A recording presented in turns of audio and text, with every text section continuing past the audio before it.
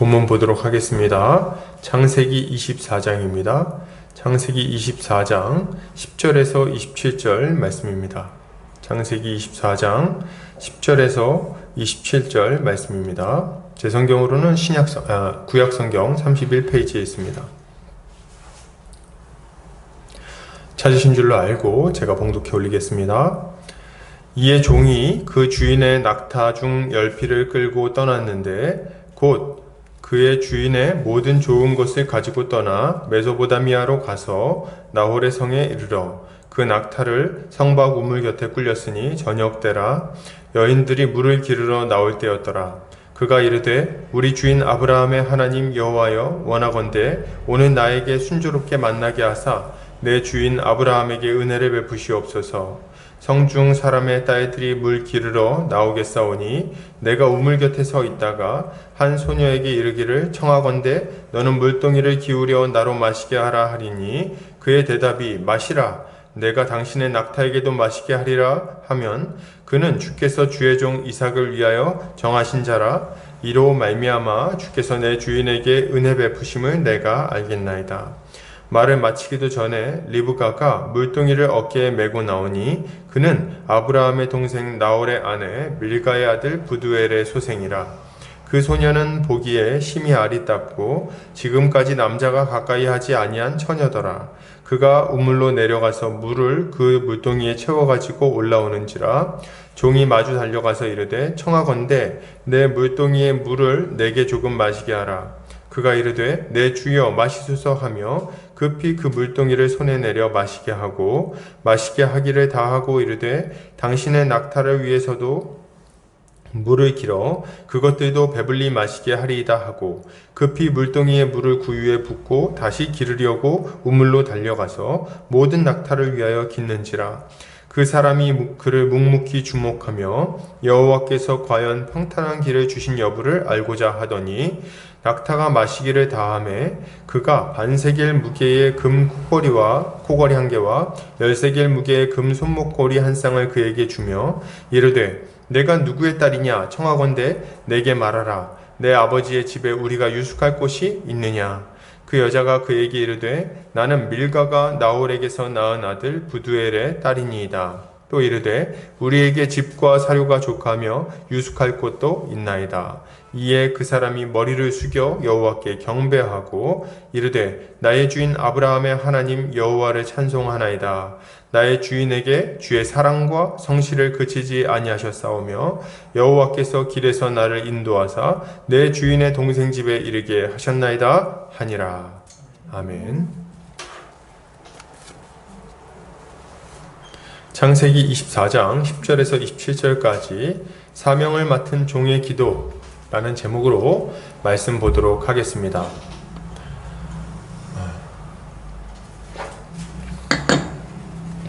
지금은 대선 전국입니다. 정치권이 굉장히 시끄럽죠. 텔레비전에 보면 대통령이 되고자 하는 이들이 나와서 자신이 이러저러한 일을 하고자 한다고 말합니다. 그러면서 자기를 뽑아달라고 유세하는 것을 이제 심심치 않게 볼 수 있게 됐죠.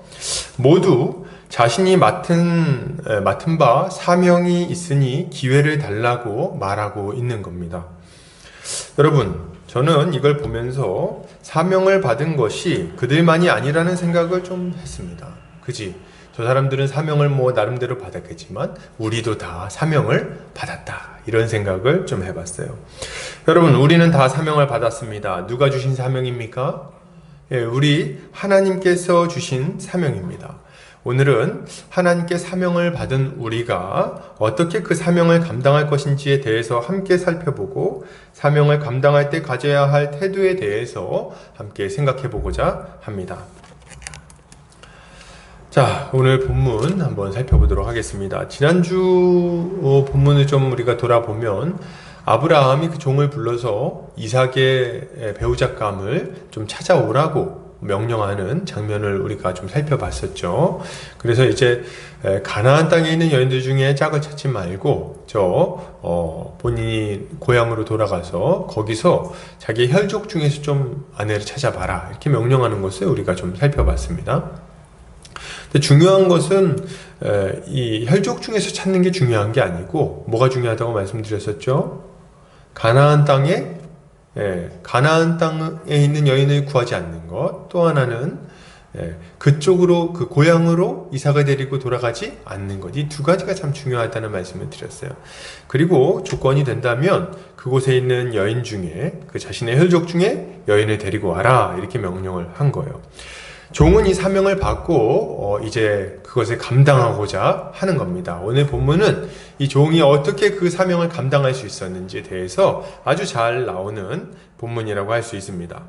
오늘 아브라함의 종은 아브라함의 명령에 따라 메소포타미아 지역으로 떠납니다. 그리고 그는 그곳으로 갈 때 이제 뭘 준비했는지 여기 나오고 있는데요. 10절에 보니까 뭘 준비합니까? 주인의 낙타 중 10필을 준비했고요. 10마리를 준비했다는 거죠. 그리고 주인의 모든 좋은 것, 가장 좋은 것을 가지고 이제 그곳으로 갔다. 이렇게 이야기가 나오고 있습니다. 수백 킬로미터 떨어진 곳까지 여행을 해야 했기 때문에 철저한 준비가 필요했던 거예요. 자, 고향까지 가려면 그냥 낙타 한 마리 가지고는 안 되겠구나 생각을 하고 이제 운송수단으로, 이 여행에 필요한 운송수단으로 낙타를 10마리 준비를 한 겁니다. 충분히 준비했죠. 그리고 좋은 여인을 만났을 때 그 여인을 이제 잘 이렇게 얘기해가지고 데리고 와야 되잖아요. 그래서 이 여인에게 선물로 줄 좋은 물품도 준비를 했습니다. 또한 그 물품 안에는 여인에게만 주는 게 아니라 당시에는 그 부모에게도 예물을 줬어야 됐기 때문에 여인의 집안에 예물로 줄 물품, 그 귀한 물품까지도 지금 준비를 하는 거예요. 그가 주인이 가진 좋은 것을 가져왔다고 말하는 것을 보면 아마도 하나하나 살펴보고 가장 좋은 것으로, 예물로 쓰기에 가장 적절한 것들로 선별해서 준비했다는 것을 우리가 예상해 볼 수가 있습니다. 이제 가서 일을 해야 되는데 이 일을 할 것 아주 철저하게 준비를 했다는 얘기를 지금 하고 있는 거죠. 이러한 아브라함의 종의 태도는 사명을 받은 자가 가져야 될 태도를 잘 보여주고 있다고 생각합니다. 신자는 하나님이 맡기신 사명을 잘 감당하기 위해서 준비를 좀 철저히 해야 되겠습니다. 철저히 준비를 해야 되겠어요. 아브라함의 종은 맡겨진 사명을 감당하려고 최선을 다해서 준비를 했어요.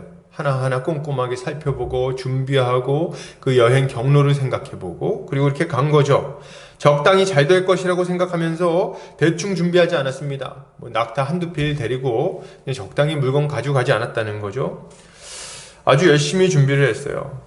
여러분, 많은 사람들이 하나님께 받은 사명에 대해서 말하는 시대예요. 그죠? 나는 이러저러한 사명을 받았다. 이렇게 얘기를 하죠. 그러나 이렇게 사명에 대해서 말하는 사람들 중에 실제로 그 사명을 잘 감당하는 사람은 생각처럼 많지 않습니다. 이유가 뭘까요? 이러저러한 사명을 받았다고 말은 하지만 그것을 감당할 준비를 하지 않기 때문에 그렇습니다. 사람들은 사명이 주어지면 그저 어느 날 갑자기 그것을 감당할 만한 힘이나 능력이 확 주어져 가지고 별 어려움 없이 그 사명을 감당할 수 있다고 생각을 하는 것 같아요. 마술처럼 말이죠. 그래서 준비되지 않은 상태로 열정만 가지고 사명을 감당하겠다고 하며 뛰어들었다가 낭패를 보는 일이 많이 있는 겁니다. 이것은 어리석은 일이에요, 여러분. 하나님이 맡기신 사명을 감당하는데 아무런 준비 없이 뛰어드는 것은 믿음이 강한 것이 아니라 무모한 것이라고 말할 수 있겠습니다. 그러면 안 되는 거예요. 그리고 다른 한편으로는 게으른 것이라고까지 말할 수 있을 거예요. 왜냐면은 당연히 일을 맡았으면 준비를 열심히 해서 해야 되는 거예요. 그렇지 않습니까? 준비 안 하고 적당히 잘 될 거라고 생각한다면, 그죠? 농사라고 생각하면 그 농사가 잘 되겠습니까? 트랙터도 준비하고 경운기도 준비하고 이것저것 물품을 준비하고 씨앗을 준비하고 때가 되면 나가서 뿌릴 준비를 하고 모내기를 하고 해야지. 그래야지 가을에 거둘 수 있는 거 아니겠습니까? 준비를 하나도 하지 않고 농사지을 준비를 하지 않고 농사를 짓겠다고 귀농을 한다면 그 사람은 반드시 낭패를 보게 될 거예요. 너무 당연한 얘기라는 겁니다. 여러분, 목회의 길 가는 일을 좀 예로 한번 들어보자면 목회의 길을 가라는 사명을 받은 사람이 있다고 한번 해봅시다. 교회에서 오죽 열심히 했으면 목사까지 되려고 했겠습니까? 그죠? 오죽 열심히 했겠어요. 아주 열심히 했을 거예요. 열정을 의심할 필요는 없을 겁니다. 그런데 이렇게 목사가 되려는 사람이 준비되지 않았다면 어떡합니까? 열정은 있으나 준비가 되지 않았어. 그래서 성경도 연구하지 않고 기도도 잘 하지 않고 사람들과 좋은 관계를 맺는 훈련도 하지 않았다면, 그렇다면 어떻게 되겠습니까? 그렇다면 사람이, 그 형제나 자매가 좋은 목회자가 될 수 있겠습니까? 심지어 막 가정이 믿음 안에서 잘 세워져 있어야 되는데 그런 것도 준비가 잘 안 되어 있다면, 그렇다면 그 형제나 자매가 주의 몸된 교회를 잘 다스리며 그들을 잘 돌볼 수 있을까요? 열정은 있을지 모르지만 참 어려울 거예요. 고생을 하게 되어 있습니다. 이런 이야기를 하면 어떤 분들은 그렇죠. 목사님들 그렇죠. 목사님들은 그렇지만 나는 평신도니까 뭐 그렇게까지 준비할 필요가 있겠습니까? 뭐 이렇게 생각하시는 분들이 혹시 있을지 모르겠습니다. 그러나 여러분 정말 그런가요? 목사들만 사명 감당할 때 준비를 철저히 해야 되고 뭐 우리 성도님들은 적당히 준비해도 괜찮습니까? 아니요. 전혀 그렇지 않아요. 전혀 그렇지 않습니다. 우리는 모두 하나님께 사명을 받았어요, 여러분. 사명을 다 받았습니다. 목사들만 사명받은 게 아니라는 거예요. 어떤 사명을 받았습니까? 먼저 우리는 하나님을 예배하라는 사명을 받았어요. 예배하라는 사명. 우리의 마음과 힘을 다해서 우리 주 하나님을 예배해야죠. 그분을 높이고 그분께 영광을 올려드려야 합니다. 이 주님을 예배하기 위해서 우리에게 필요한 것은 예수 그리스도의 십자가 복음을 잘 아는 거예요. 십자가 복음을 잘 모르고 예수님이 누군지 모르는데 그분을 잘 예배할 수 있겠습니까? 안 되죠. 그러니 우리가 주를 잘 예배하기 위해서도 우리는 준비하는 것이 필요한 겁니다. 또한 우리는 교회의 일원으로서 교회를 견고하게 그리고 건강하게 세우는 사명을 받았어요. 우리 교회의 일원으로서 교회를 세우는 사명을 다 받았다는 거예요. 형제 자매를 양육해서 그들이 온전한 모습으로 세워지게 하는 것, 이것이 다 우리가 받은 사명입니다.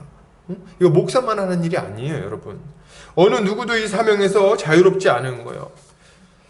교회가 하나님 나라의 백성으로서 그 나라의 복을 충만하게 누리며 한 몸 한 가족으로 잘 세워져 갈 수 있도록 우리 모두는 각자의 역할을 잘 감당해야 되는 거예요. 이것을 위해서 형제 자매를 위하여 시간을 쓰고 물질을 쓰고 열정을 다해서 돌봐야 됩니다. 그리고 우리에게 주어진 그 신령한 은사를 가지고, 성령께서 주신 신령한 은사를 가지고 그 은사로 교회를 섬기기도 해야 되는 거죠. 이게 우리가 맡은 바 사명인 거예요. 또한 셋째로 우리는 믿지 않는 자들을 주님께 인도할 사명이 있습니다. 모든 성도가 받은 사명이에요. 복음 전도의 사명. 그래서 복음을 전해서 사단의 나라에 속해 있던 자들을 하나님의 나라로 인도하는 사명을 우리가 다 받았습니다. 여기에 더해서 우리 개개인의 삶의 현장에서 주어진 사명이 또 있죠. 세상 속에서 직업을 가지고 살아갈 때 하나님의 영광을 드러내는 사명 말이죠. 중요한 것은 성도가 이처럼 사명을 받았다는 거예요. 제가 그 말을 하려고 하는 거예요. 모든 성도가 사명이 있다. 교회의 3대 사명을 다 가지고 있으며 뭡니까? 예배, 양육, 선교. 이거 다 우리가 가지고 있고요. 여기에 더해서 어떤 사명을 가지고 있습니까? 각자 개인이 각자 삶의 영역에서 하나님이 맡겨주신 경작하고 다스리는 사명이 있는 거예요. 자신의 삶의 영역 속에서. 그러니 누가 사명이 없다고 나는 적당히 준비해도 된다고 말할 수 있겠습니까? 저는 목회자의 영적 싸움이 굉장히 치열하다고 생각하는 사람이에요. 목회자는 주의 몸된 교회를 잘 돌봐야 되기 때문에 치열한 영적 싸움이 있습니다. 말씀을 연구하고 성도들의 삶을 돌보고 그들이 혹여나 어떤 문제가 생기면 위해서 기도하고 세심하게 찾아가서 살펴보는 것들이 목회자가 해야 되는 일들이에요. 그런데 한편으로 목사는 그 직분의 특성 때문에 유리한 점이 있는 게 사실이라는 생각을 좀 합니다. 유리한 점이 좀 있어요. 뭐냐면 본인이 싫어도 말씀을 봐야 돼요. 뭐 싫진 않지만 말씀을 봐야 돼요. 어쩔 수 없이 말씀을 봐야 돼요. 말씀을 연구해야 되고 기도를 안 할 수가 없어요. 그냥 직업 특성이 하는 일이 기도인 거예요. 말씀 보고 기도하는 거. 그리고 또 주변에 보면 다 어떤 사람들이 많습니까? 안 믿는 사람이 많아요? 믿는 사람이 많아요? 목사가 만나는 사람은 거의 대부분이 믿는 사람이에요. 한 80% 이상이. 그러니까 사실 그들을 만나서 조언해주고 같이 교제 나누고 하면서 굉장히 큰 유익을 목회자도 받는 겁니다. 그러니까 유혹과 시험이 한편으로는 굉장히 현저하게 적다고 볼 수도 있는 거예요. 그런데 성도들은 어때요? 성도들은 좀 다릅니다. 성도들은 정말 이 영적 전쟁의 최일선에 서 있다고 봐야 되는 거예요. 믿지 않는 친구들, 믿지 않는 사람들이 가득한 직장 속에서 신앙생활을 영위해야 됩니다. 그곳에서 정말 막 이렇게 저렇게 돈 벌려고 부대끼고, 때로는 뭐 싫은 소리도 듣고 싫은 소리를 하기도 하고, 그래 가면서 마음을 지키고, 또 유혹이 좀 많습니까? 뭐 친구들 만나려고 하면 맨날 포장마차에서 만나고, 그죠? 술집에서 만나고. 그리고 또 이렇게 어디 가서 만나면은 친구들 만나가지고 얘기하는 걸 들어보면은 다 그냥 세속적인 이야기들 하고, 그 사이에서 믿음을 지키면서 살아가는 것은요, 정말 만만치 않은 일입니다, 여러분. 그거 누가 쉽다고 얘기할 수 있겠어요?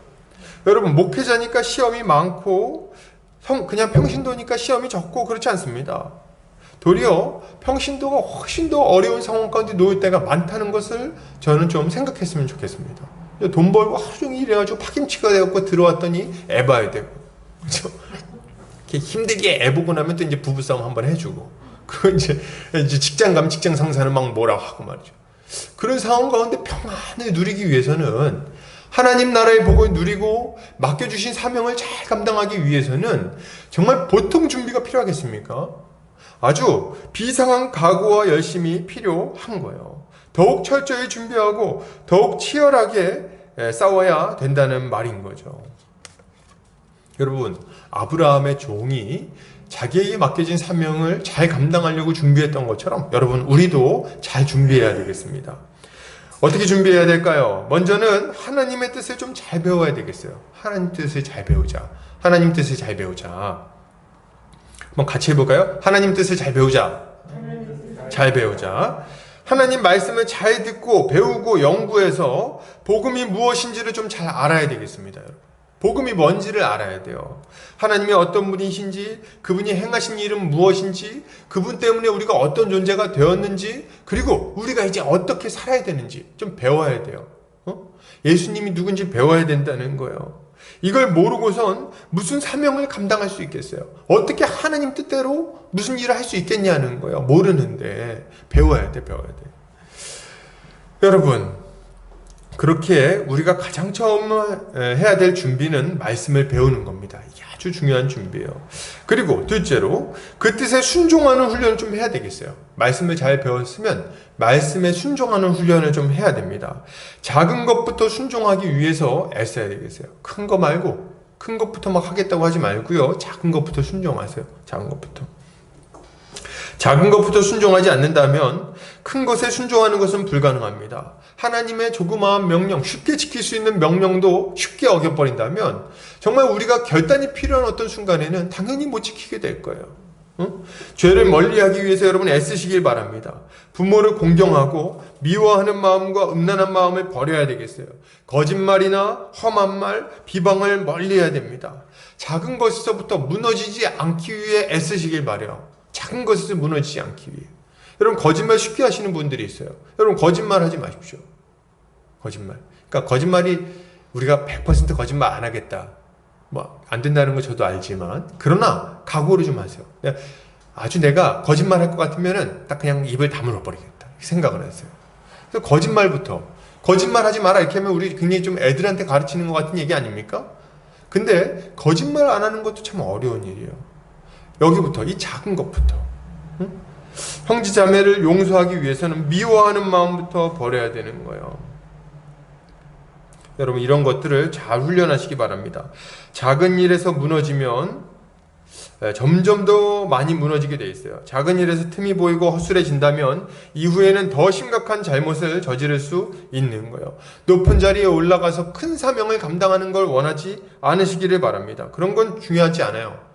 높은 자리에 올라가서 큰 사명을 감당하는 건요, 그렇게 중요하지 않습니다.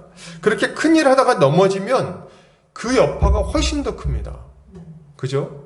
뭐 우리가 뉴스 같은 데 보면 큰 교회 목사님들이 넘어졌다는 얘기를 좀 듣잖아요. 그분들이 큰일 하는 게 참 귀한 일인데 넘어졌을 때 이 여파는 정말 감당이 안 됩니다. 여러분, 그러니까 큰일 하려고 하지 말고 작은 일부터 잘 순종하는 법을 훈련하세요. 죄를 멀리하고 하나님 말씀 잘 따르겠다 생각하세요. 거짓말하지 마시고. 우리는 작은 일 하나하나에 순종하고 주의할 때 비로소 결정적인 순간에 배교하거나 넘어지지 않을 수 있다는 것을 잘 알아야 되겠어요. 셋째로, 우리에게 당면한 작은 일들에 좀 충성해야 되겠어요. 작은 일들, 맡겨진 작은 일들에 충성하시기 바랍니다. 여러분, 작은 일에 충성하지 않으면서 큰 일을 감당할 것이라고 생각하면 안 됩니다. 당연히 안 되는 거예요.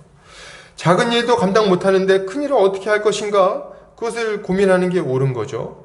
그런 의미에서 여러분, 먼저 가정에서부터 좀 사명을 잘 감당하세요. 가정을 잘 돌보시기를 바랍니다. 부부간에 섬기는 훈련을 좀 하시길 바랍니다. 부부간에 섬기는 훈련. 이 사명이요. 교회를 평안하게 하겠다? 가정부터 평안하게 하세요. 가정부터.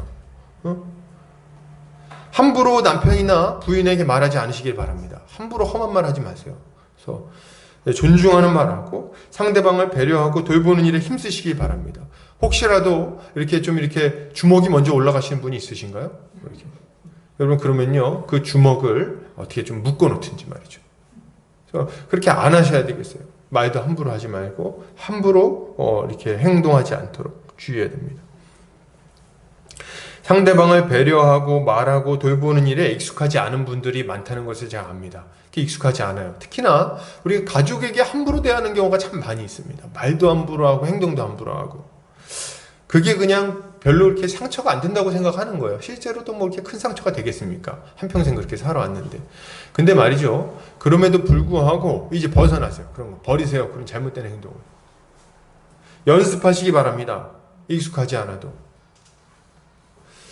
배우자가 미숙하다면, 이렇게 잘 섬기고 뭐 이렇게 참는데 미숙하다면 면박을 주거나 무시할 것이 아니라 부드럽게 혹은 조심스럽게 일러주시기 바랍니다. 그거 잘 알려주세요.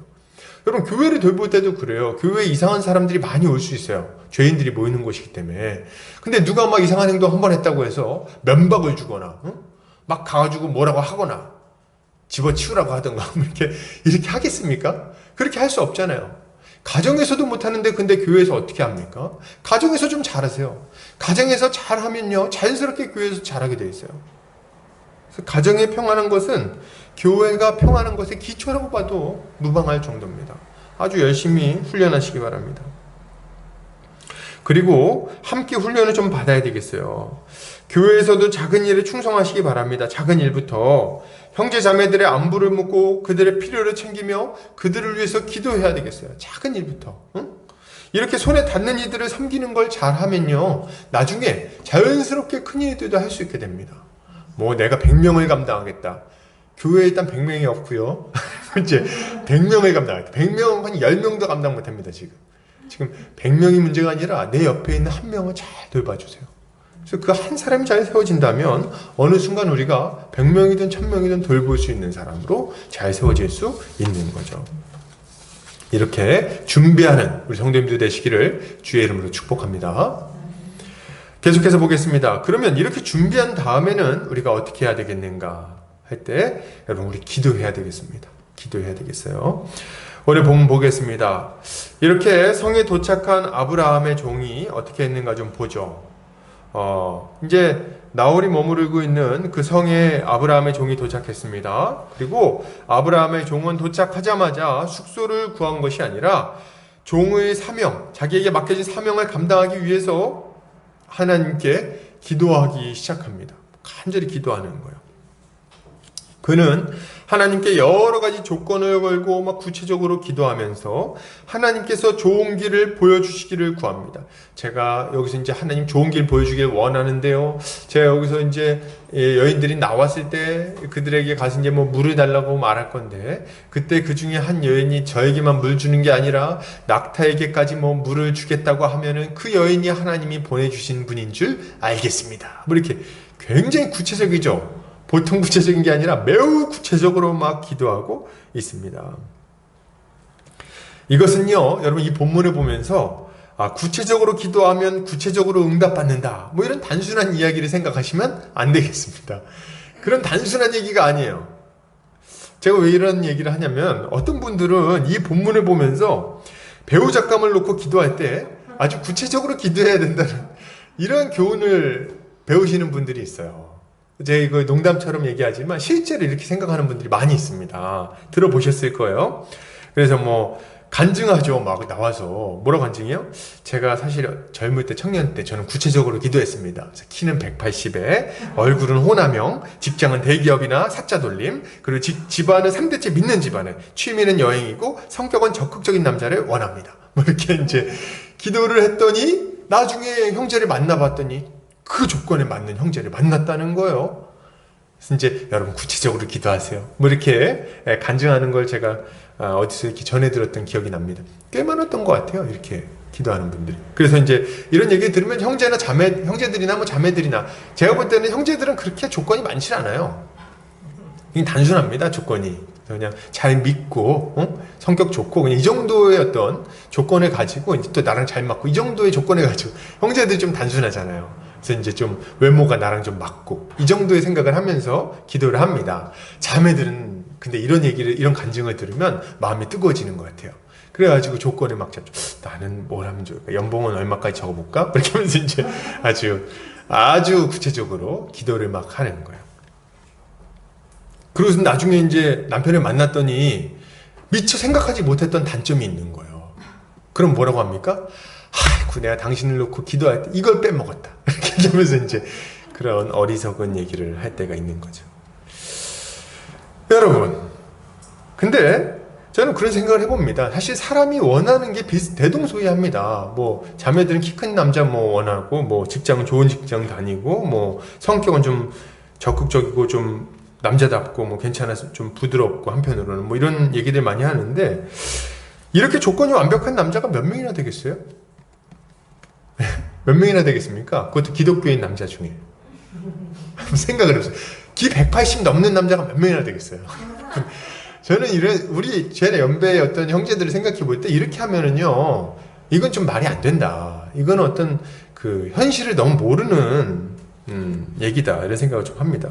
그리고 그런 형제가 왜 아무 준비도 안 돼 있는 본인하고 결혼을 해야 됩니까? 그것도 좀 생각을 해야 되는 거 아닙니까? 형제는 무슨 죄가 있나요? 그렇게 하면 안 되죠. 이런 기도의 모습은 오늘 본문에 나오는 아브라함의 종이 한 기도와 아무 상관이 없어요. 아무 상관이 없습니다. 정말. 이런 식으로 구체적으로 기도하는 거하고는 관계없는 얘기인 거예요. 왜 그러냐? 여러분, 지금 이런 구체적인 기도는요, 자기의 그 세속적인 욕심을 이루어 달라고 아주 그냥 그걸 다 적어놓고 기도를 하는 거 아닙니까? 자기 욕심 이루어 달라고. 근데 본문에 나오는 아브라함의 종의 기도는요, 자기 욕심을 이루어 달라는 기도가 전혀 아닙니다. 그죠? 아브라함의 종은 자기 욕심 이루어달라고 기도하는 게 아니에요. 도리어 하나님의 뜻이 무엇인지를 정확하게 알려고 애쓰고 있는 기도라고 볼 수 있는 겁니다. 자기 뜻대로 이루어달라는 기도가 아니에요. 하나님 뜻이 뭔지를 알려달라는 기도지. 그 방향을 완전히 정반대에 있는 기도라고 볼 수 있는 겁니다. 지금 아브라함의 종이 만나게 될 여인은요, 자기가 결혼할 여인이 아니에요. 자기의 유익하고는 아무 상관이 없어요. 오로지 사명을 잘 감당하는 것과 관련된 기도의 제목이라고 볼 수 있는 거죠. 그는 세세하고 구체적으로 하나님의 인도하심을 구하고 있는 겁니다. 왜요? 자신이 혹여나 잘못된 선택을 하지 않도록 하나님께서 인도해 주시기를 겸손히 구하고 있는 거예요. 그러면 이렇게 기도한 아브라함의 종, 구체적으로 어떻게 기도했습니까? 어떻게 기도했어요? 우리 이 본문을 볼 때 단순히 이 아브라함의 종이 까다롭게 조건을 설정해 놓고, 그리고 그게 맞으면 하나님 뜻이고 틀리면 아니라고 생각하는 것처럼 생각하기 쉬워요. 오해입니다, 여러분. 그냥 특별한 의미 없이 까다로운 조건을 걸어놓고 요거 맞춰주면 이거 진짜 하나님 뜻인가 보다, 뭐 이렇게 생각하는 걸로 여기면 안 된다는 거예요, 여러분. 그래서 뭐 예를 들면은 뭐 그런 거 있잖아요. 하나님, 제가 주사위를 던질 건데 6이 3번 연달아서 나오면 하나님 뜻인 줄 알겠습니다. 뭐 이런 거 있잖아요. 그런 게 아니라는 거예요. 그런 식으로 기도하지 않았어요. 이거는 미신이죠. 그건 정말. 기도의 내용을 한번 살펴보세요. 그는 아무 생각 없이 조건을 건 게 아니라는 것을 기도의 내용을 통해서 드러내 보여줍니다. 먼저 이 사람은요, 조건 자체가 굉장히 좋아요. 자신이 우물 곁에 서서 성중 사람의 딸들이 물 기르러 나올 때 그 젊은 여인들 중에서 배우자감이 될 여인이 있는지 살펴보고자 했어요. 제가 이제 보면요, 이제 이게 무슨 말이냐면, 지금같이 집집마다 수돗물이 있는 시기가 아니잖아요. 그죠? 성에. 그러니까 성에 있는 젊은 처녀들은 저녁이 되면 다 물을 기르러 나오는 겁니다. 어린 여인들이 이제 그 역할을 감당하는 거예요. 그래서 물 기르려고 다 모이는 거예요. 그러니까 여인들이 다 모이는 시간이 언제예요? 그때 그 장소인 겁니다. 그러니까 거기서 전체를 다 살펴보고 결정을 하려는 겁니다. 진짜 연륜은 무시 못하는 거예요. 이 아브라함의 늙은 종, 연륜이 있는 거예요. 아, 요때, 요 시간대에 이 자리에서 있으면은 이 성에 있는 처자들은 다 만나볼 수 있겠다. 이 생각을 지금 하고 있는 겁니다. 생각해 보세요. 성에 들어가가지고 이 괜찮은 여인이 있는지 수소문해 보려고 그러면 시간이 오래 걸릴 거 아니에요. 그죠? 한 명 한 명 어떻게 집집마다 찾아갈 수도 없고. 근데 지금 여기서 딱 앉아가지고 보면 선입견 없이 모든 대상을 다 살펴볼 수가 있는 겁니다. 그러니까 정말 지혜로운 어떤 그 태도라고 볼 수 있는 거죠. 여기 다 모였을 때 자기 눈으로 꼼꼼히 살펴보고 그리고 이제 정하려고 하는 겁니다. 그러니까 대상 자체를 벌써 이렇게 볼 수 있는 환경을 만들어 놓은 거죠. 그리고 그가 이제 기도할 때 이 여인이 행하도록 이제 걸어 놓은 그 조건이 굉장히 의미가 있어요. 굉장히 지혜로운 겁니다. 보세요.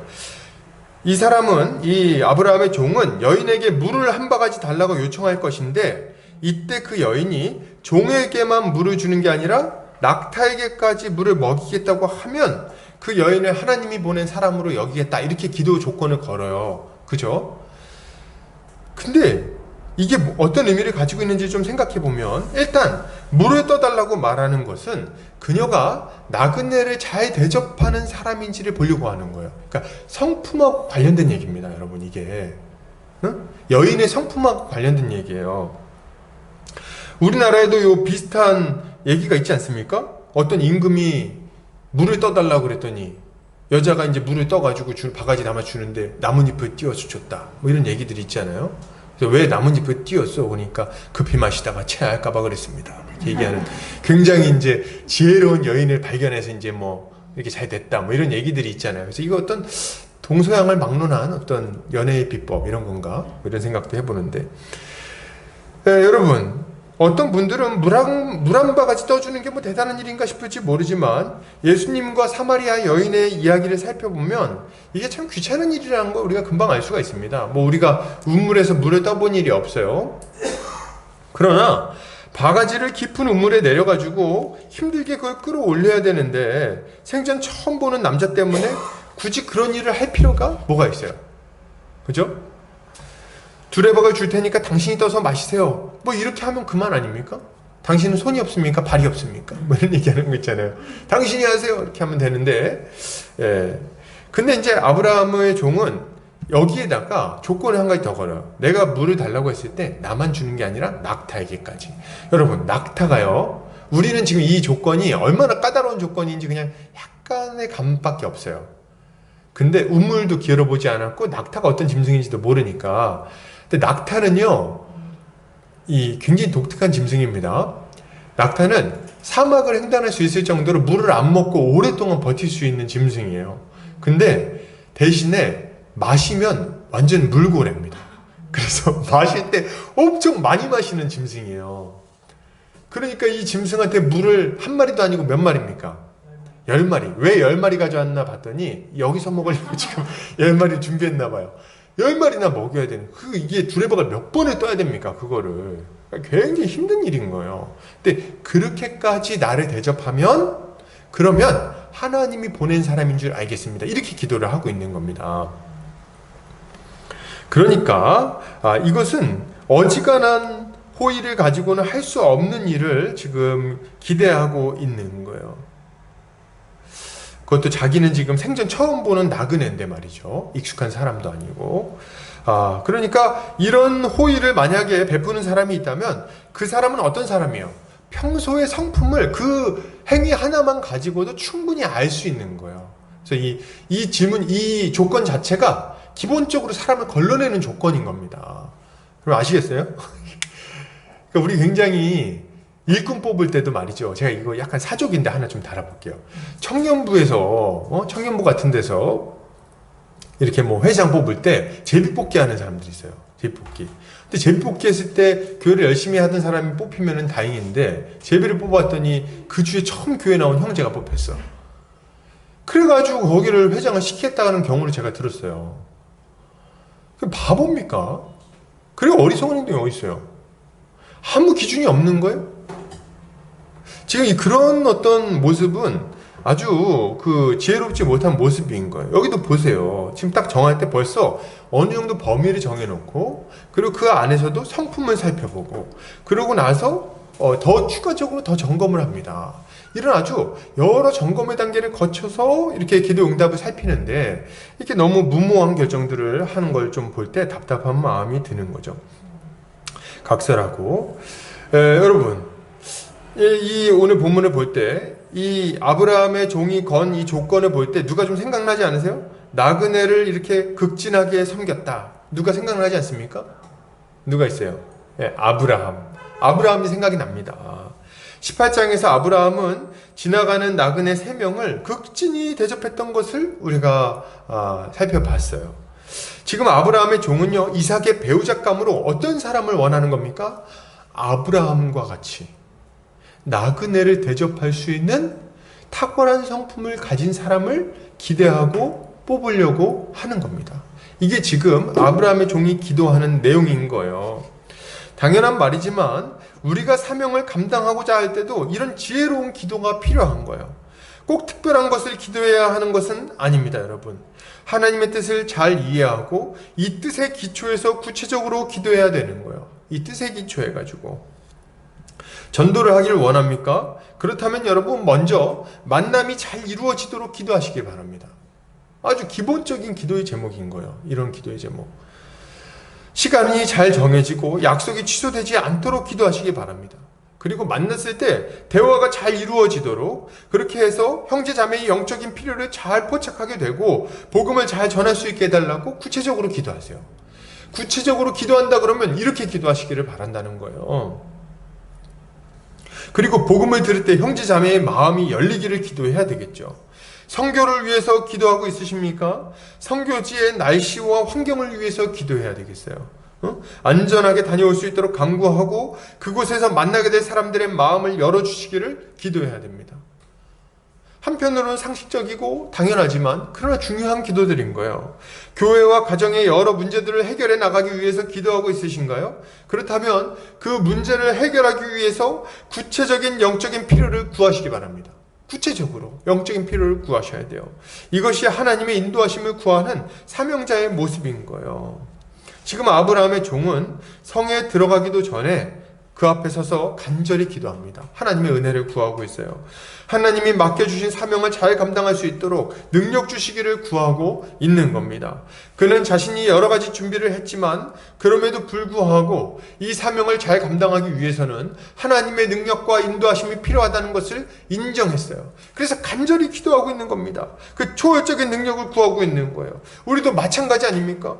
우리도 사명을 감당하기 위해서는 하나님의 초월적인 도우심이 필요하다는 것을 인정해야 되겠어요. 내가 말을 잘하니까, 나랑 사이가 좋으니까, 내가 잘하면 데리고 올 수 있겠지, 내가 잘하면 사명을 감당할 수 있겠지, 혹은 내가 이 문제 잘 알고 있으니까 이렇게 저렇게 하면 문제를 잘 해결할 수 있겠지. 여러분 그렇게 생각할 것이 아니라는 거예요. 우리 곁에는 영적인 실체가 분명히 존재합니다. 그냥 안 믿는 사람들은 쉽사리 해결할 문제들도 우리가 손을 댔을 때는 어려워지는 경우들이 많이 있어요. 이유가 뭡니까? 악한 영이 살아있고 그 악한 영이 역사하고 있기 때문에 그렇습니다. 우리가 순탄하게 문제들을 해결해 나가지 못하도록 막는 역사가 있다는 거예요. 그러니 우리가 이 악한 영의 존재를 인식한다면, 그걸 인지하고 그것과 싸우는 영적 전쟁을 벌이고 있다면 우리는 마땅히 기도해야 되는 거예요. 전능하신 하나님의 능력을 안 강구할 수 없다는 거죠. 강구해야 돼요. 기도하셔야 돼요. 어떤 문제가 생겼을 때 여러분, 어떤 문제가 생겼을 때 이거를 그냥 육적인 눈으로만 보지 않으시길 바랍니다. 그런 원리만 있는 게 아니에요. 여러분 저 안 믿는 사람들도 어떤 영적인 원리가 있다는 것을 본능적으로 압니다. 그래서 이 사람들은 좀 잘못된 방식이지만 문제가 생기면 누구를 찾아가요? 네, 점쟁이나 무당을 찾아갑니다. 그래서 왜 이렇게 안 풀릴까요? 그럼 무당이 말이죠. 삼재가 꼈어. 이렇게 얘기를 하는 거예요. 그래서 너 뭐 이거 하려면 팬티에다가 부적을 좀 써서 붙여라. 뭐 이렇게 얘기를 하는 거예요. 왜요? 어떤 영적인 실체가 우리 현실 가운데 역사를 이렇게 역사하고 있다는 것을 나름대로 어떤 감지하고 있는 거예요. 근데 여러분, 기독교인들은 이러면 아주 영적인 민감성이 있어야 되는 거예요. 우리의 이 삶 가운데 큰 영적 존재가 역사하고 있고, 우리는 하나님의 백성으로서 그들과 싸우며 사명을 감당해야 된다는 것을 알아야 되겠어요. 그러므로 기도하는 게 반드시 필요한 거예요. 초월적인 도우심을 구해야 됩니다. 겸손히 은혜를 구하세요. 우리의 지혜로, 우리의 어떤 육신의 능력으로 해결하지 못하는 영역이 있다는 것을 인정하세요. 그걸 인정하세요. 겸손하게. 이러저렇게 하면 다 될 것 같죠? 아니라고. 그렇지 않다고. 그렇게 다 쉽게 문제가 해결됐으면요, 왜 우리 선배 목사님들은 그렇게 기도하라고 애래서 막 강조했겠습니까? 귀찮게. 기도해라, 기도해라. 왜 그렇게 귀가 아프게 얘기를 하겠어요? 기도가 아니면 해결되지 않는 영역들이 있는 거예요. 도무지 안 되는 부분들. 여러분, 우리가 문제를 해결하고 사명을 감당하기를 정말 원한다면 여러분 기도하시기 바랍니다. 기도해야 돼요. 기도하지 않으면 아무 일도 일어나지 않아요. 기도하지 않는 자의 인생에는 아무 변화도 나타나지 않을 겁니다. 악한 영도 떠나가지 않을 것이고, 우리의 인격도 바뀌지 않을 것이고, 우리의 가정 환경도 바뀌지 않을 겁니다. 여러분, 안 바뀔 거예요. 아무것도 바뀌지 않아요. 우리 주님은 귀신을 쫓아내지 못하는 제자들에게 이렇게 말씀하십니다. 마가복음 9장 29절이에요. 이르시되 기도 외에 다른 것으로는 이런 종류가 나갈 수 없느니라 하시니라. 아멘. 여러분, 우리 주님의 말씀을 엄중하게 받아들이시기 바랍니다. 우리의 문제는요, 기도 외에는 해결할 수 없다는 것을 인정하세요. 인정하세요. 마귀가 가만히 내버려 둘 리가 없지 않습니까? 우리도 열심히 하는데 마귀는 더 열심히 하고 있단 말이죠. 그러니 하나님의 초월적인 능력을 구해야 돼요, 좀. 우리 주님은 오직 기도의 능력으로만 악한 영이 떠나가고 하나님의 나라가 임한다는 것을 알려주고 계십니다. 이것은 참으로 합당한 말이에요. 기도가 아니면 도대체 무엇으로 교회를 세우겠어요? 풍선 아트? 그런 걸로 안 된단 말이죠. 어떻게 가정과 직장에서 하나님의 뜻을 이루어 나갈 수 있겠냐는 거예요. 기도가 아니면. 가정과 직장에서 그렇게 많은 부대낌이 있는데 어떻게 그 유혹을 이기실 거예요? 어떻게 그 시험을 이기시겠어요? 어떻게 그 고집스러운 사람들과 부딪혀서 믿음을 지키고 복음을 전하시겠어요? 이 세상의 거대한 흐름과 힘을 생각해 볼 때 우리가 가지고 있는 힘은 참으로 미약하기 그지없는 거예요. 세상 속에서 거룩하게 살아간다고요? 복음을 전하고 세상을 바꾸겠다고요? 여러분, 그게 그렇게 쉽게 될 것 같습니까? 막상 세상의 거대한 그리고 그 냉혹한 악의 앞에 딱 서보면 이게 계란으로 바위치기라는 생각을 안 할 수가 없습니다. 안 할 수가 없어요. 제가 이렇게 세상 돌아가는 걸 이렇게 좀 뉴스든 뭐든 이렇게 살펴보면서 너무 썩어 문드러진 데가 많아요. 너무 악한 사람들이 많고 너무 악의적이야. 그죠? 근데 그런 아주 강력한 악의를 막 마주하면서 제가 무슨 생각을 하냐면, 야, 이거 어떻게 바뀌겠나? 그런 생각이 드는 거예요. 그 강력한 세력, 그 돈 가진 자들, 힘 있는 자들이 가지고 있는 강력한 그 권세, 그 세상 속, 그 이 뭡니까? 이 아주 불평등한 어떤 구조, 이런 것들 볼 때, 와, 이거 안 바뀌겠구나. 그런 생각을 제가 할 때가 많이 있어요. 여러분, 이런 세상 속에서 믿음을 지키며 하나님의 백성답게 복음을 증거하며 사명을 감당하기 위해서 우리에게 필요한 게 있는 거예요. 그게 뭡니까? 기도라는 거죠, 기도. 그래서 사도 바울은 에베소 성도들에게 이렇게 요청합니다. 에베소 6장 18절입니다. 모든 기도와 간구를 하되 항상 성령 안에서 기도하고 이를 위하여 깨어 구하기를 항상 힘쓰며 여러 성도를 위하여 구하라. 이렇게 말하고 있는 거예요. 그는 여러 성도의 다양한 문제를 위해서, 교회를 위해서 기도해야 된다고 말합니다. 왜요? 하나님은 성도의 기도를 들으시기 때문에 그렇습니다. 우리가 기도할 때 주님은 도무지 이길 수 없을 것 같은 영적인 대적들을 이기게 하시는 거예요. 꽉 막힌 전도의 문을 뻥 뚫어주시고 해결할 수 없을 것 같은 우리 인생의 문제들을 해결해 주십니다. 그리고 낙심해서 넘어져서 도무지 회복될 수 없을 것만 같은 사람들도 일으켜주시고 도무지 나을 수 없을 것 같은 사람들의 병도 치유해 주십니다. 누가요? 우리 전능하신 하나님이 이 일들을 하신다는 거예요. 우리의 손으로 해결할 수 없는 것을 우리 주님이 해결하십니다. 그러니 간절히 구체적으로 하나님의 뜻에 따라 기도해야 되겠어요. 이것이 우리에게 필요한 기도의 모습인 거죠. 이걸 믿으십니까? 우린 이런 믿음으로 기도해야 될 것입니다. 자, 그렇다면 이렇게 기도한 사람은 이제 어떠한 자세를 가져야 될까요? 계속해서 좀 보도록 하겠습니다. 종은 기도를 마치기 전에 물동이를 어깨에 메고 나오는 아름다운 처녀를 봐요. 기도를 막 마치는데 이제 딱 봤던 것 같아요. 이걸 볼 때 그 리브가라는 여인이 굉장히 부지런했다는 것도 우리가 알 수가 있습니다. 때 되면 제일 앞장서서 나오는 아주 부지런한 여인이죠. 네, 이제 제일 처음 물동이를 이고 나오는 여인은 부두엘의 소생, 그러니까 밀가의 아들 부두엘. 그러니까 아브라함의 형제가 이제 나홀이었죠. 나홀의 아내가 밀가고, 근데 그 나홀의 아들이 이제 부두엘이라는 사람인데 부두엘의 딸이었어요. 그래서 그 리브가가 이제 나왔어요. 아브라함의 혈족이죠. 물론 종은 이런 것들을 전혀 알지 못했습니다. 종은 그녀가 물을 채워가지고 올라올 때 그녀에게 달려가서 물동이에 물을 조금 마시게 해달라고 요청을 합니다. 막 달려가서 이제 요청하는 거예요. 물을 길 때 갔으면 좀 더 낫잖아요. 근데 이제 이제 올라올 때 기다렸다가 이제 한 박자 늦게 막 달려가서 물을 좀 달라 이렇게 요청하는 거죠. 귀찮게 시리. 그랬더니 어떻게 합니까? 놀랍게도 그녀는 급히 물동이를 내려서 마시게 합니다. 그러니까 이것도 다 성품이 이제 보이는 거예요. 아주 손발이 제다는 것을 알 수가 있죠. 뿐만 아니라 종의 기도대로 낙타들을 위하여도 물을 깃겠다고 말을 하는 거예요. 이게 웬 기가 막힌 일입니까? 기도를 마치자마자 말이죠. 그대로 이루어지고 있는 거예요. 우와!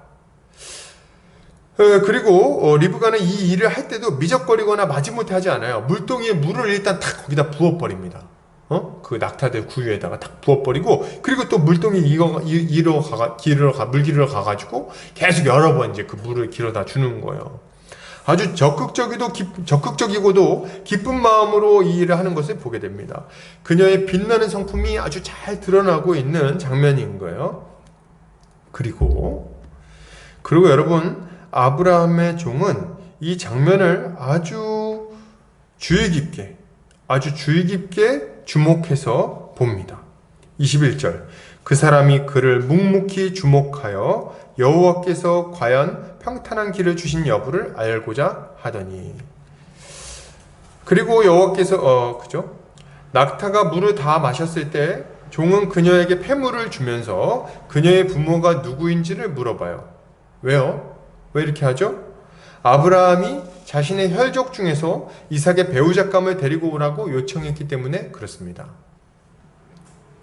그는 리브가가 나홀의 아들 부두엘이 낳은 딸이라는 말을 듣고서야 비로소 하나님께서 응답하셨음을 확신하고 하나님께 감사와 찬양을 올려드리는 거죠.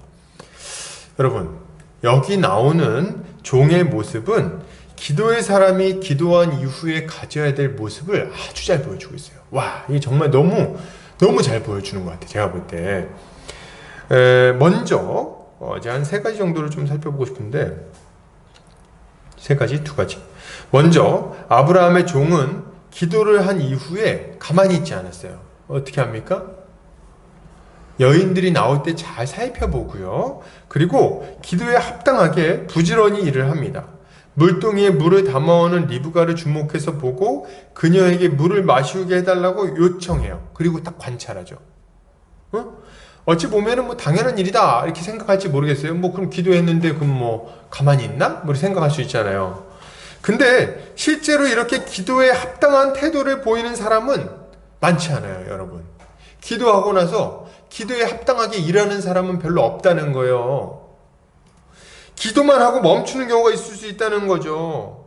여러분, 가족의 구원을 위해서 기도했다면 그 이후에 어떻게 해야 돼요? 어떻게 해야 되겠습니까? 가족의 구원을 위해서 기도했다면 어떻게 하긴요? 가서 전도를 해야 되겠어요, 여러분. 가서 전도를 해야 되겠어요. 가족이 정말 구원받길 바랐어요? 그렇게 기도하셨어요? 그러면 가서 전도하세요. 복음을 전하세요. 기도할 때 안 믿는 이제 우리 부모님 안 믿으시는데 좀 믿는 사람을 만나가지고 좀 예수 믿게 해주세요. 이렇게 기도하는 것은요, 어리석은 일입니다. 그렇게 하지 않아야 돼요. 본인에게 맡겨진 사명입니다. 본인이 복음을 전해야 돼요. 언젠가 누군가 대신 전해줄 거라고 생각하지 않아야 됩니다. 서로 거리가 너무 떨어져 있어서 만나지 못하는 상황이 아니라면 복음을 전해야 되겠어요. 이것이 기도의 사람이 가져야 될 마땅한 믿음의 모습인 거죠. 마땅한 믿음의 모습인 거예요. 낙심해 있는 형제 자매가 다시 회복되기를 위해서 기도하고 있다면 어떻게 해야 될까요? 어떻게 해야 돼요? 전화를 해서 위로하든지 아니면 만나서 밥이라도 한번 사야 되는 거예요. 정말 그렇게 기도하고 있나요? 이게 당연한 겁니다. 마찬가지로 죄 가운데 빠진 사람이 돌이키길 바란다면 만나서 따끔하게 책망하고 돌이키라고 경고해야 돼요. 이것이 기도하는 사람이 가져야 될 마땅한 믿음의 모습인 거예요. 또한 아브라함의 종은 섣불리 기도 응답을 확신하지 않았어요. 기도하고 나서 행동했을 뿐만 아니라 기도 응답이 확실해 보이는 순간에도 그것을 확인하려고 했습니다. 그는 리브가가 자신의 기도대로 낙타에게까지 물을 먹이는 장면을 확인했음에도 불구하고 그것을 하나님의 뜻이라고 속단하지 않았어요. 자기 기도대로 정확하게 이루어지고 있는데도 불구하고 저 같으면은 그런 상황에서 옳았구나 하고 아주 기쁘게 막 달려들었을 것 같아요. 이거 하나님 응답이다 막 이렇게 얘기했을 것 같아요. 근데 아브라함은 그러지 않았습니다. 아브라함은 돌아가는 상황만 보고 성급하게 하나님의 뜻이라고 생각하지 않았어요. 이런 신중한 태도야말로 기도의 사람이 가져야 될 중요한 덕목입니다, 여러분. 굉장히 중요한 덕목이에요. 여러분, 환경을 보고 하나님의 뜻인지 아닌지를 섣불리 판단하지 않아야 됩니다. 내가 말한 대로 이루어지는 것처럼 보인다고 해서 그것이 다 하나님 뜻에 합당한 응답이라고 보면 안 된다는 거예요. 아닐 수 있어요, 여러분. 요나가 하나님의 말씀을 피해 욥바로 내려갔을 때 마침 다시스로 향하는 배를 만났어요. 그죠? 그러나 그 배는 하나님의 계획 안에 있는 배입니까? 하나님 뜻 안에 있는 배? 아니에요, 여러분. 그 배는 하나님의 계획을 피해서 멀어지는 배였어요. 여러분, 우리는 무엇으로 하나님의 뜻을 확인할 수 있을까요? 기도의 응답이 이루어지는 것처럼 보일 때 우리는 말씀으로 하나님의 뜻을 확인해야 되겠어요. 말씀으로. 그것이 정말 하나님의 뜻인지 하나님의 응답인지 말씀으로 다시 한번 확인해야 된다는 거예요. 여러분, 예를 들어서 내가 기도한 대로 조건에 딱 맞는 배우자감을 만날 수 있어요. 그죠? 키가 180에 직장은 삼성 다니고 그리고 뭐 믿는 집안 사람이고 집안에 뭐 이렇게 어느 정도 재정적으로 돼 있고 뭐 여행을 좋아하고 얼굴은 호남형이고 뭐 있을 수 있어요. 그런데 말이죠, 정말 그 사람이 하나님 뜻에 합당한 사람인지는 점검을 다시 해보셔야 돼요. 그 조건만 볼 게 아니라 뭘로 점검합니까? 이 사람이 예수를 믿는지, 그리고 그 믿음에 합당한 좋은 성품, 열매를 가지고 있는지 여러분 점검을 해보셔야 돼요. 그래서 여러분 한번 보세요. 정말 하나님이 주신 사람이라고 생각하고 결혼을 했는데 그래서 뭐 결혼할 땐 말이죠, 조건 내가 기도한 대로 이루어졌다고 얘기합니다. 결혼했어. 근데 몇 년 살다 보니까 나중에 보면 막 사내 만에 막 이런 소리 하고 있는 거예요. 그래서 왜 그러냐 이렇게 얘기했더니 뭐 이런 문제가 있었고 사실은 뭐 이제 배우자가 뭐 이렇게 바람을 폈으면 이상한 얘기들 막 한다는 거죠. 이유가 뭐예요? 제가 점검을 하지 않아서 그런 거예요, 여러분. 여러분, 사업을 할 때도 마찬가지예요. 일이 잘 풀린다고 우리가 보통 사업체를 놓고 기도하면 어떻게 기도해요? 이렇게 기도하죠. 하나님 사업이 번창하게 해주세요. 이렇게 기도할 거 아니에요. 그렇게 해서 많은 사람에게 유익을 끼치게 해주십시오. 기도할 거 아니에요. 근데 이렇게 기도할 때 일이 잘 풀린다고 사업이 잘 된다고 다 하나님의 응답이 아닙니다, 여러분. 우리 잘 들으세요. 내가 이제 딱 일 막 이렇게 기도를 했는데 어떤 갑자기 사업을 하나 뭐 좋은 계약이 뭐 이렇게 될 게 찾아왔어. 그래 이제 이거 하나님 응답이다 하고 이렇게 갔더니 알고 보니까 이게 부정부패랑 연루된 거야. 그럼 하나님 뜻입니까, 아닙니까? 아니라는 거예요. 아니라는 거예요. 점검을 해야 될 거 아닙니까? 그 가운데 거짓이 있는 건 아닌지, 부정부패가 끼어들지는 않았는지, 부당한 방식으로 이익을 취하고 있는 것은 아닌지를 생각해야 되는 거예요. 이게 마땅히 우리가 가져야 되는 태도인 거죠. 교회를 세울 때도 마찬가지예요. 우린 법대로 일해야 돼요. 꽝 잡는 게 매라는 식으로 교회가 규모가 커지면 하나님의 뜻이라고 여기지 않아야 됩니다. 그냥 교회 규모만 커지고 부흥만 되면 어떤 방식으로든 상관없다. 이런 식은 이건 맞지 않는다는 거예요. 이건 하나님의 기도 응답이 아니에요. 심지어 선교도 마찬가지입니다. 선교지에 많은 사람이 몰린다 할지라도 십자가 복음이 아닌 다른 것을 전하고 있거나 불법한 방식으로 선교가 이루어졌다면 그것은 하나님의 응답이 아닌 거예요, 여러분. 우리는 이런 분별력을 가지고 사명을 감당해야 되는 거죠. 여러분, 이걸 기억하시기 바랍니다. 우린 주를 위해서 충성해야 돼요. 그리고 그 일이 이루어져 갈 때는 하나님의 뜻에 합당하게 이루어져 가고 있는지를 신중하게 살펴봐야 됩니다. 이렇게 할 때 우리는 하나님의 사명자로서 합당한 모습을 가졌다고 말할 수 있을 거예요. 결론을 드립니다. 여러분, 신자는 사명을 맡은 자입니다. 우리의 생은 정말 짧고 금방 지나가 버려요. 우리는 우리의 남은 시간을 낭비하지 말고 조금이라도 더 맡겨진 사명을 잘 감당하기 위해 충성을 다해야 되겠습니다. 이것을 위해서 우리는 날마다 사명을 감당할 수 있도록 매일의 준비를 게을리하지 않아야 되겠어요. 부지런히 최선을 다해서 일해야 됩니다. 그리고 이 모든 일을 감당할 수 있게 해달라고 하나님의 은혜와 인도하심을 날마다 구해야 되겠어요. 이렇게 할 때 그는 하나님의 인도하심을 받으며 사명을 완수하게 될 것이고 주님의 칭찬을 받게 될 것입니다. 이거 사모하십니까? 최선을 다해 준비하고 하나님께 기도합시다. 기도에 합당하게 행하고 주님의 응답하심을 기대합시다. 그리고 주님의 응답하심을 확인하고 감사하며 계속해서 사명을 감당해야 되겠습니다. 주님은 사명을 맡은 자들에게 구할 것은 충성이라고 말씀하셨어요. 충성. 주님은 자신에게 맡겨진 일을 충성스럽게 감당하는 자들을 기뻐하세요. 우리의 충성에 대해 주님은 이렇게 말씀하십니다. 그 주인이 이르되 잘하였도다 착하고 충성된 종아, 내가 적은 일에 충성하였으며 내가 많은 것을 내게 맡기리니 내 주인의 즐거움에 참여할지어다 하고. 여러분, 이번 한 주간도 주님이 맡기신 사명을 감당하기 위해 충성스럽게 일하는 착하고 충성된 종들 다 되시기를 주의 이름으로 축복합니다. 기도하겠습니다.